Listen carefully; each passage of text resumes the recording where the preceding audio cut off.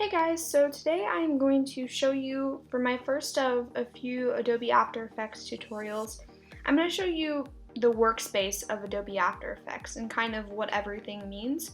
Because if you've never edited in After Effects before, it can be a little bit confusing. So what I'm going to do first is show you how to make a new composition.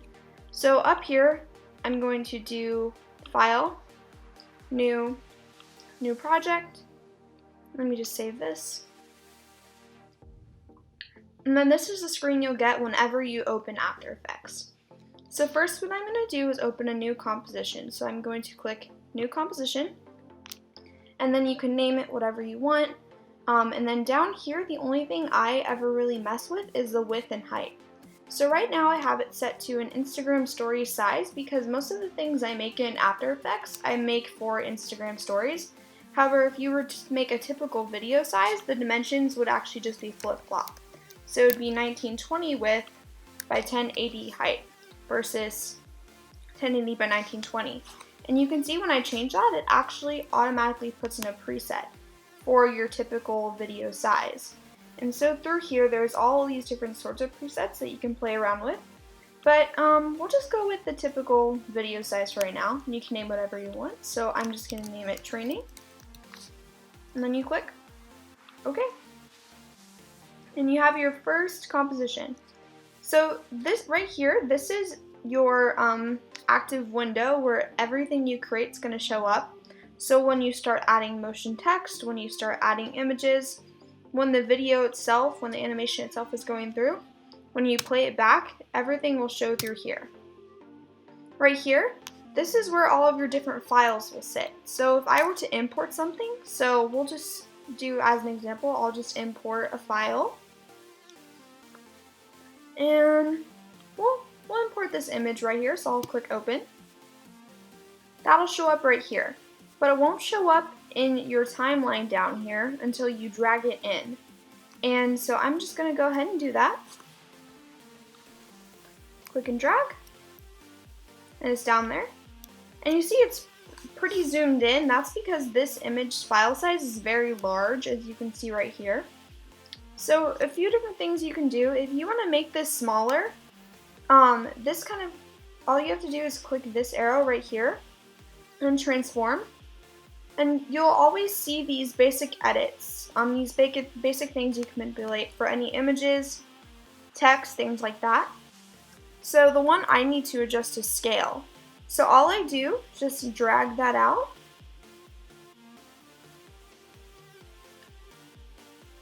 And drag it until it fits. A little bit more, so let's try 40%. There you go. So now you have it scaled in enough. And it's a little bit overscaled, but we needed that in order for it to fill the frame. And another thing you can do is mess with position. Position, you can either drag like this, or if you wanted to make sure that it's only going one way completely straight, you can adjust it down here. So this goes up and down, this one on the right, this one on the right, and this one just left and right. Another thing you can do over here, there's all of these different options. Your effects and presets is where any effects you make are going to be. So fades, text animating in, things like that, that's where all of that is going to show up. Align, this is my lifesaver. This helps you align text and basically anything else you have perfectly. So if I click this, it's going to align it horizontally for me. If I click this, it's going to align it vertically for me. And one thing you'll note is that it's centering it based on this right here. So if this is not perfectly in the center, your image is also not going to be in the center. And you can adjust that. It's called your anchor point. You can adjust that by playing with this right here. Or you can also click this option, this pan behind option / anchor point tool. Click that, you can drag it around to pretty much wherever you want. Okay, so yeah, you see it kind of moves it. But then if I want to center it again, I can just click that and click that, and it centers it. These tools up here, you have your selection tool. That's just how you're going to select things throughout.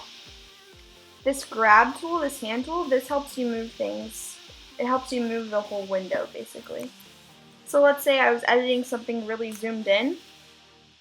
So I'm going to zoom in to like 200%, and I wanted to, go up here. That's how you would do that. So let me move it back to fitting. A few other things. Character. If I were to add any text, this is how you would edit it. So I'm going to do my name like that. And here you can adjust the font, you can adjust the color by clicking. It's like if I wanted to make it basically any color I want, I can adjust it like that. You can adjust through here, you can adjust how spaced out the letters are. With this, if you have multiple lines of text, you can adjust how spaced out those lines are. Here you can adjust font size. And down here there's a bunch of other different options. So like if I wanted to make it all caps, I can do that. And those are just a few ones right there. Paragraph is how you align the text, so if you want it to be justified center, left, right, all of that jazz. Now down here, this is, as you can see, this is your timeline area. And how After Effects works is that anything on top is going to show. Anything beneath it will not. So if I move the text underneath, it disappears. But if I move it back on top, you can see it again. And you can adjust how long these go on. So right now it's going on for the whole entire composition window. If you have a Mac, you can just do Shift and then either the left or the right bracket. Oh, I'm sorry, no. Option left, either the right bracket, and that'll cut it like that. Or you can also take your mouse and manually drag it. But if you want it to be cut exactly to where this scrubber is, that's when the option bracket is really helpful. This right here, this is your work window. So whenever you're ready to export something, you want to make sure that your work window is stretched out to the whole thing, or else, let's say I was working and I had accidentally put it in like this because I only wanted to edit this part and load it. When I try to export it, it will only export that one little part. So you want to make sure that that whole thing is kind of extended. And then if you go up here, there's a few other things you can mess with. You can add new layers, like a solid, which is like just like a square. You can adjust the work window, so workspace. If I click through this, it'll change how it looks. So if I click the effects, it'll just kind of change how it looks. So I'm going to reset it back to what it originally was. Actually, so we'll just keep it like that. And so whenever you are ready then to export it, I'm actually going to put it back on what it was though, because I liked it. So we'll go back to default. Whenever you're ready to export something, you just do composition, add to render queue, and then this will show up. Usually when I'm doing animations, I change it from lossless, and you just go format options, and then the two I would suggest would be either Apple ProRes 422 if it's an MOV file, or 24p if it's an MP4 file. And then whenever you have that selected, so we'll do this one for right now. Okay, output 2, you want to make sure that you're saving it to the right place. And then once all of that is fine, you would just click render. And so in future videos, I'm going to show you a little bit more about the different edits and things like that you can do. But for right now, I just kind of wanted to give you an introduction to the workspace and how it works.